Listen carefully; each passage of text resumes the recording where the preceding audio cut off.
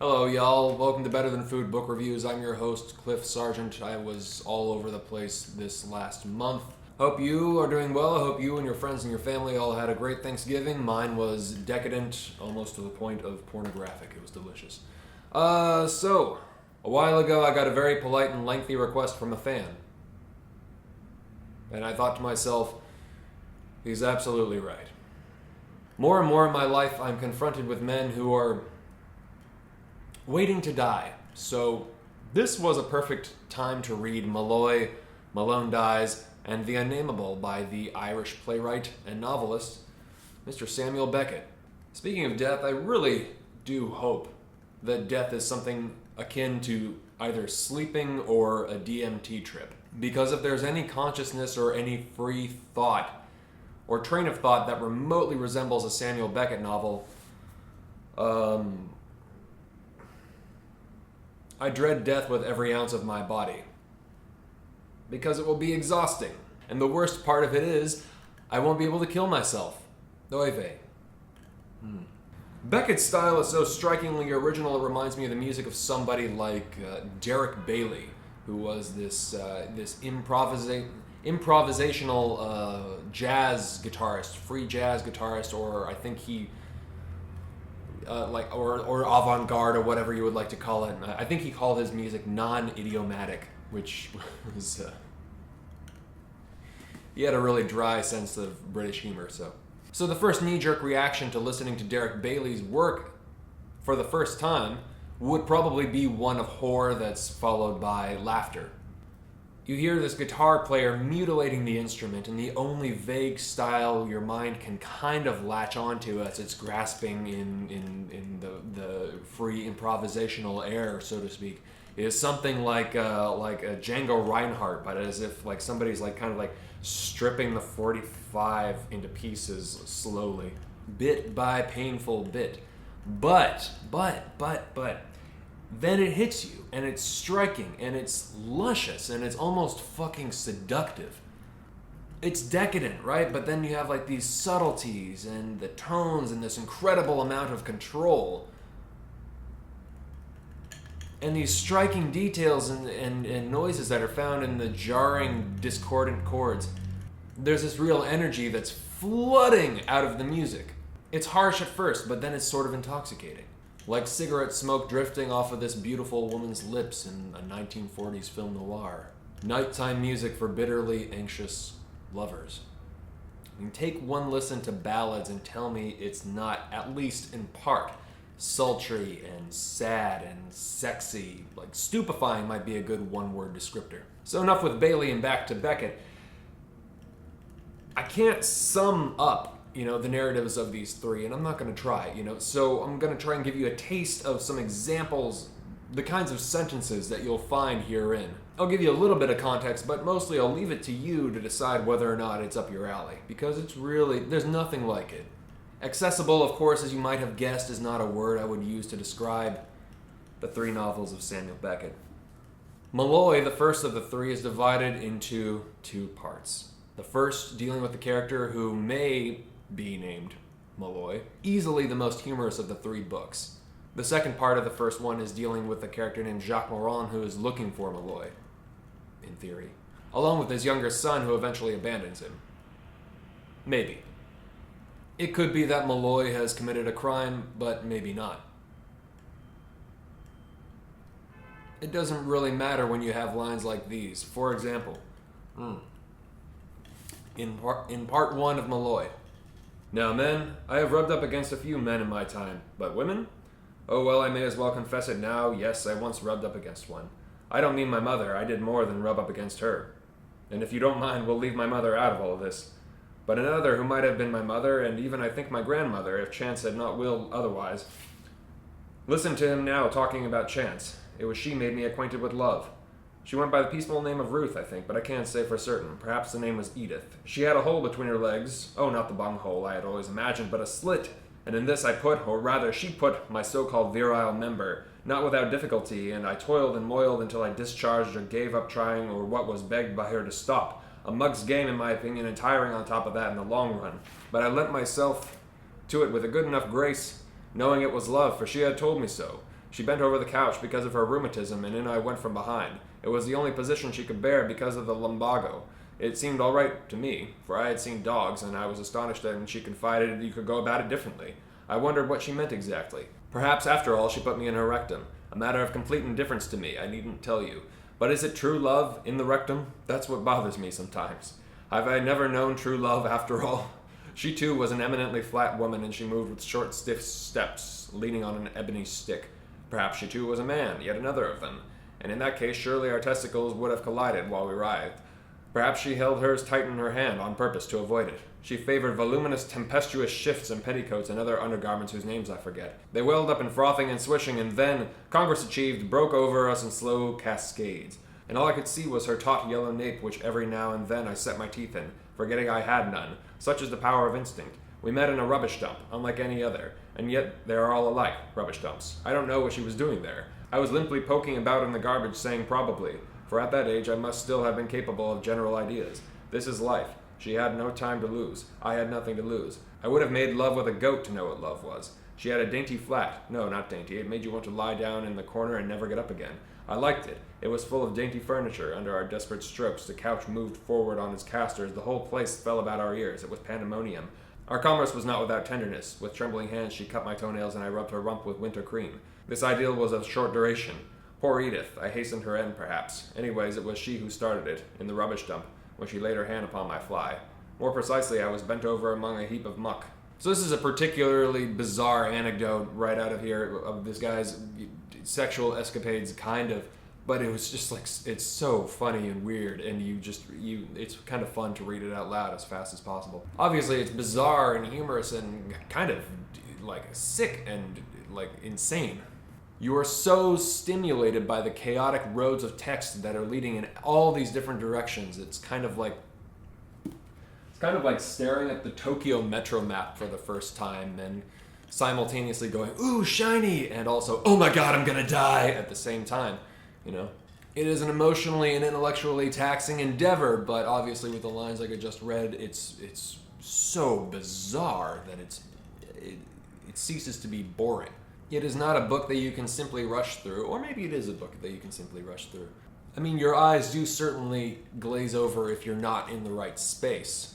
But I'm happy to report that rereading is just as interesting, because you're bound to come across something that you missed over and over and over and over again. Kind of like Joyce.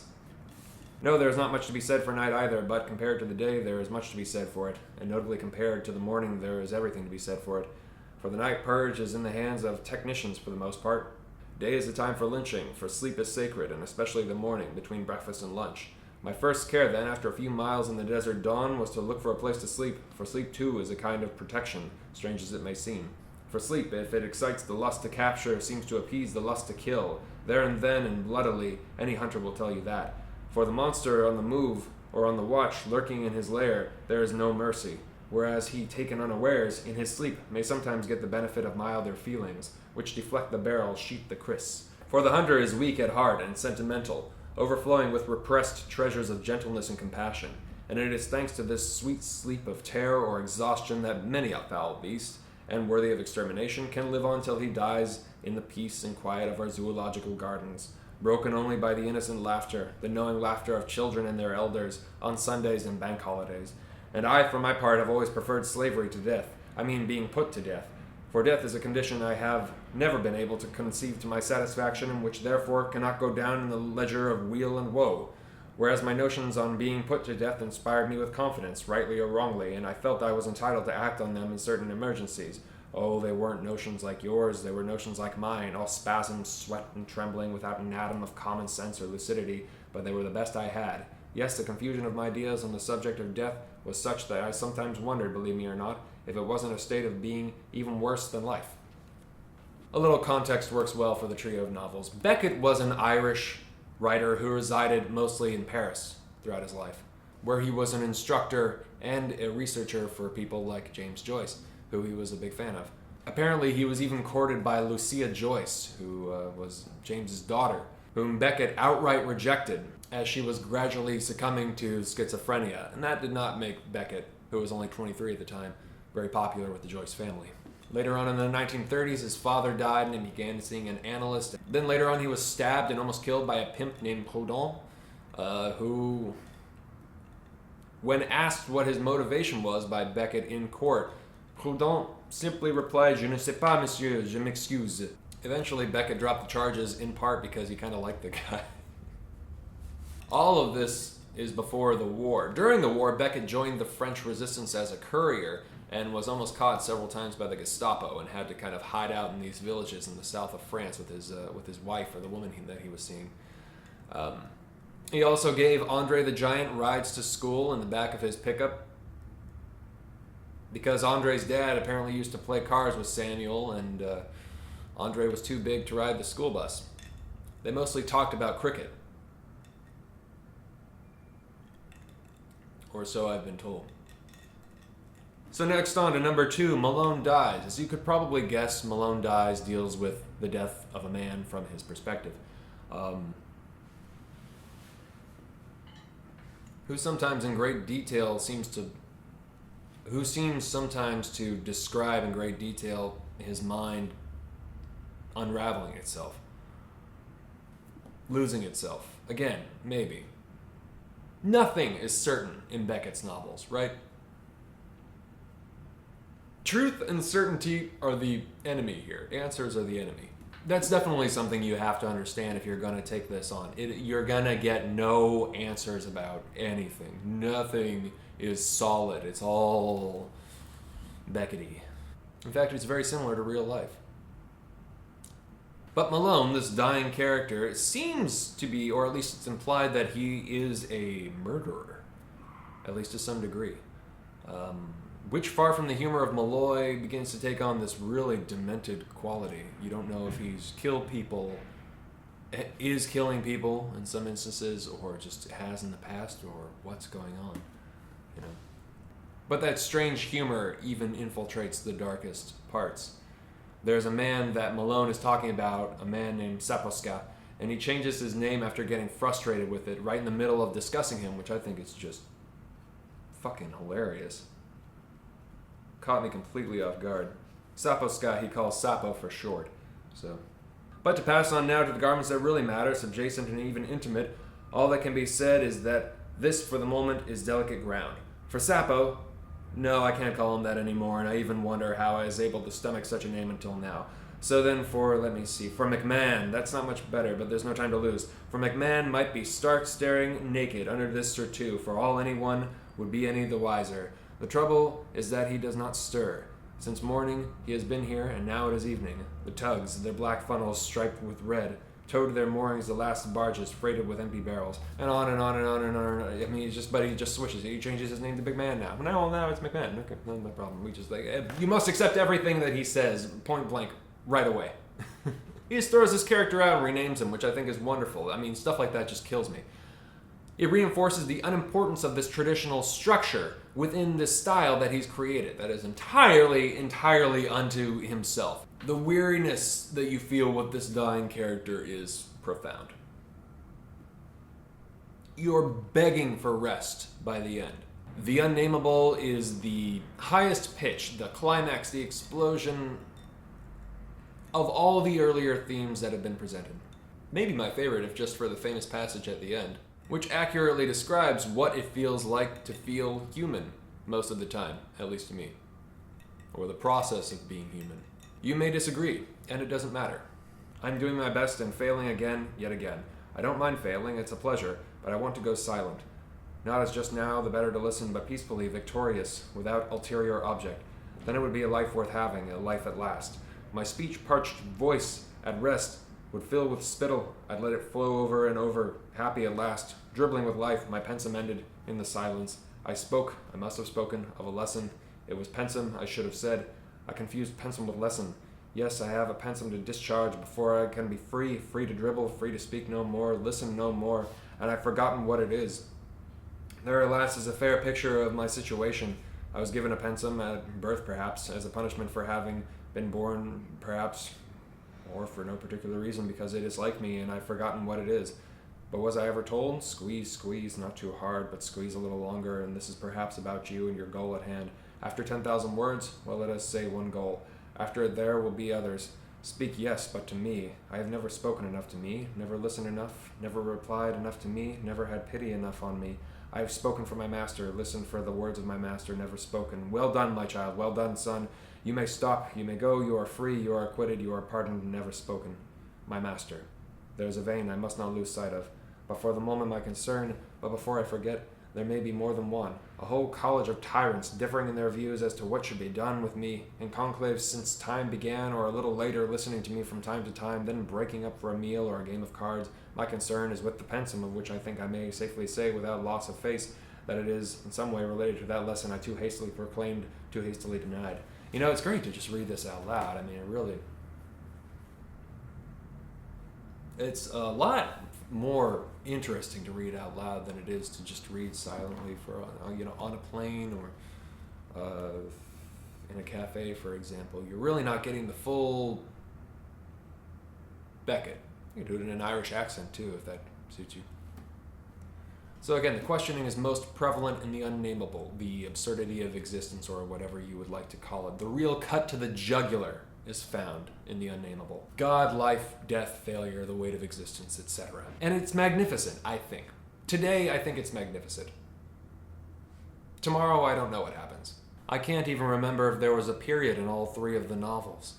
It's the mind of a man opened up and poured out over 400 pages. There are very few books I've come across that have attempted to articulate the demented temporal process of thought, of thinking, in time, in a linear fashion, full of its idiosyncratic neuroses and bizarre humor, its immediate contradictions.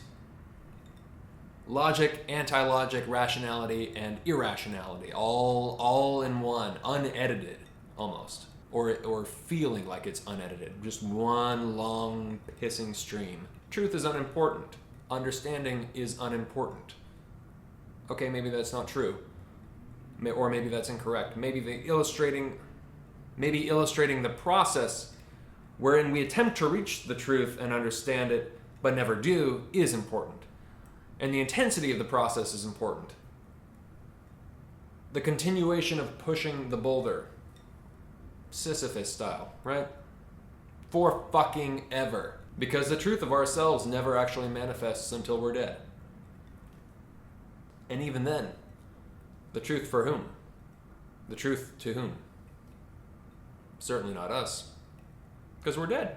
You have no conventional story, no plot or character development, or even real situation or context. You have this feeling and energy and thought, constant thought, repeating, regurgitating, procreating and destroying and consuming itself. Thought as almost a scream in space and time.